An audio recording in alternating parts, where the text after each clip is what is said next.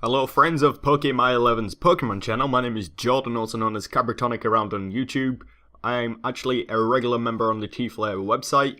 I'm actually a moderator, and today I'm just going to be doing a guest narration here for her. She asked me if I was actually interested in doing this. I said yeah, it's been a long time since I've actually done a form of a narration. So please bear with me if I actually make any stutters or any mistakes in this. I'm lack out of practice out of this type of business. So yeah, it's actually a battle between Mai and May for the T-Flare round 1 underused tournament. So I usually actually have like a team preview where you can actually see the teams and I can go into detail about what's a threat and what's not a threat. But unfortunately I don't actually have that this time round, so you'll have to just bear with me whilst I just narrate over this as it is.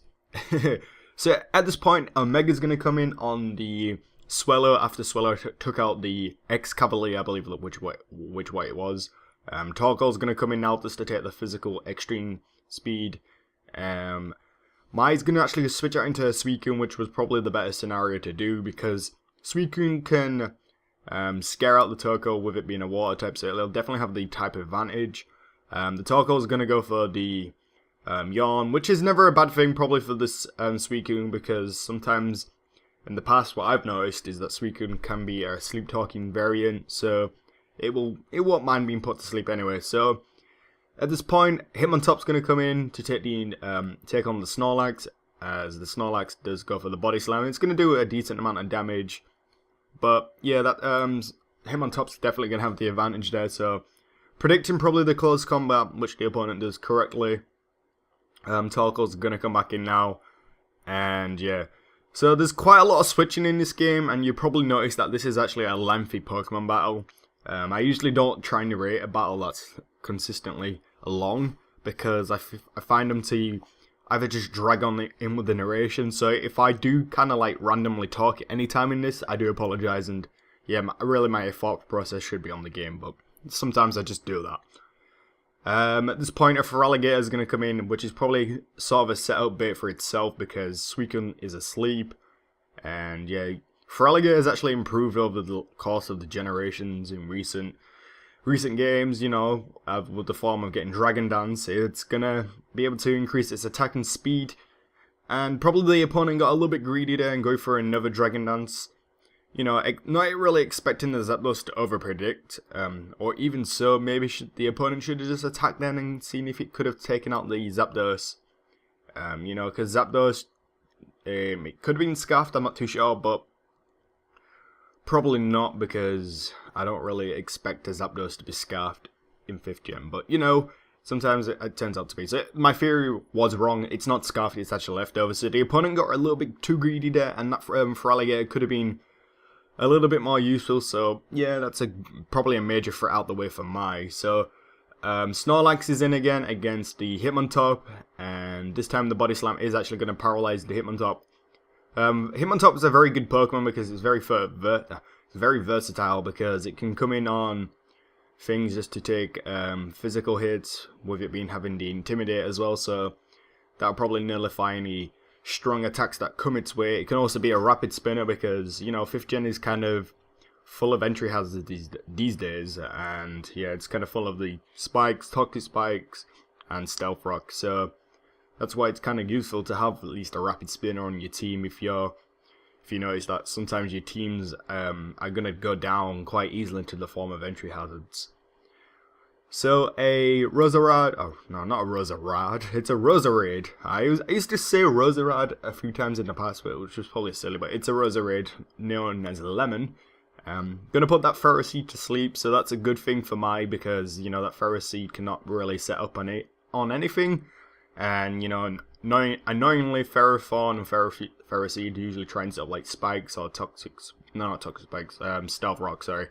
So yeah, so that thing's out the way. Body Slam's going to finish off the Roserade there, and in comes the Hitmontop once again just to pull off the Intimidate. So another Body Slam wouldn't take out the Hitmontop. So we both players do a double switch. The opponent goes into Ferroseed, whilst Mai goes into the Suicune. The most annoying thing probably with like the sleep form in this game is because you have to be in for at least 2 turns for the sleep to eventually wear off. So I don't know if Mai was trying to go for that there, or she just wanted to predict something else to come in there, I guess. But now Zapdos is going to come in and pull off a roost, and that pretty much puts Zapdos in a stronger favour because the Ferroseed can't really do anything other than at least go for the entry form hazards and yeah, try and set up on the Zapdos. But it turns out this Zapdos is going to have the Heat Wave, which is pretty unexpected from my point of view, because I didn't actually expect the Heat Wave. I know that it can learn the Heat Wave, I just didn't actually expect it to do that then. But hey, it's going to do a nice number on the Ferroseed, almost take it out. And this time Mai's going to actually predict and probably switch out there, maybe expecting the opponent to keep the Ferroseed for later on in the game, but that's not going to turn out to be that case. So Thunderbolt, obviously, due to the resistance, is not going to do anything. And more likely than not, this Ferroseed's probably going to be an Evil Light version, so yeah. So it's going to go down now after another Heat Wave. Luckily, the opponent didn't get really too much entry hazards up there. I think it was just one layer of spikes that I saw. And yeah, so now we have the Swellow in, and that's going to go for the Facade. And with it being burned, Guts and all that ability stuff, it's easily going to take out that Zapdos. So we have a double down there because the burn is actually going to finish off the Swellow as well. So it's Torkoal versus him on top at this point. Intimidate's not going to work because of Torkoal's ability there, like you saw, which was White Smoke. So it's going to nullify the attack drop stat there of the Intimidate. So Rapid Spin, I think both of these Pokemon can actually learn Rapid Spin, which is probably something to keep in mind if you ever are playing different tiers, and yeah, you probably will, if you kind of actually are one of these players who likes to run Rapid Spin Pokemon, him on top, Starmie, Torkoal are good probably Pokemon to try and run for that type of team member of your team. So yeah, Lava Plume obviously not going to do anything to the Suicune, and yeah, at this point I think Mai really just needs to get the Suicune awake because it can easily set up on this Torkoal, because usually I think Sleep Talking variants do carry the Calm Mind.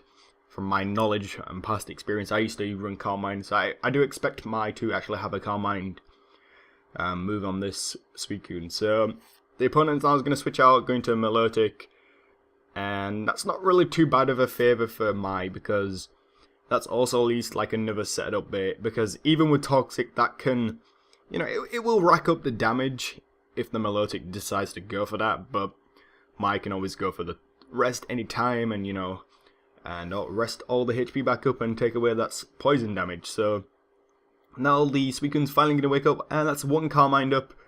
And yeah, like I did mention earlier on in this video, yeah, you have to be in for at least 2 turns, I think, for Sleep to actually fully work. And then I think on the 3rd turn that you were originally put to sleep, that you were in, it's a mouthful, this one, that's when I think you will actually try and wake up. So an easy +1 Calm Mind with the Scald or Boiling Water, whatever you want to call it. Actually, I think I play on the Japanese version, so I think I sometimes still try and say the Japanese names for some reason, which is just translated into English, so I might do that sometimes in my videos. I probably have in the past, but you get it, it's a Scald, it's easily going to finish off the Torkoal. In comes a Snorlax. With it being a special defensive wall, it's going to be more capable of taking the damage, but I think a burn pulls off there, so that's kind of good. So the that damage is going to be racking up a little bit as well on the Snorlax, and yeah, Mai decides to switch out into the Hitmontop just to pull off an Intimidate, and I think to try and go for maybe a Rapid Spin, or just to, you know, seize the death of that Snorlax, which it does eventually, because Mai pulled off the Sucker Punch, and that's easily going to finish off the Snorlax after that, and the burn damage racking up on it.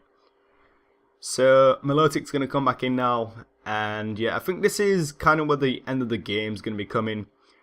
Omega's going to come in, which is usually an end point of the match, because, you know, Mai likes to try and keep her puppy, as she likes to call it, around for the end game, or trying to do a lot of damage during the early points of the game. So yeah, Wild Charge is going to do a significant amount of damage to the Milotic, but it's not going to finish it off, and the Scald is going to finish off the Omega. So probably that will be sad times for Mai there. She might be starting to cry at this point when she does see this video. herself, and if she were to ever watch it back, she probably will cry every time a puppy dies. So yeah. At this point, the opponent is going to go for the rest, and that's going to pretty much put the Melodic in a strong favour for the time being, because the ability of a Melodic's normally Marvel Scale, which when it's got like an element in status damage upon itself, or when the opponent uses like maybe Thunder Wave, Toxic for example, it's defense, I think, and special defense. I can't remember if it's defense and special defense or just one or the other. Due to the ability, we'll actually get an increase.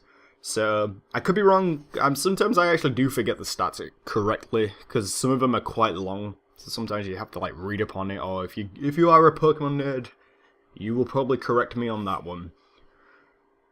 But at this point, Blueberry, I think this is kind of a nitty-gritty point of the match where I think the Mai's going to just keep calm minding upon the Melodic, because I don't think the Melodic can do anything else other than try and go for the Scald. Or even Ice Beam, obviously, but Ice Beam won't do anything. Neither will the Scald now, because Calm Minds is starting to rack up.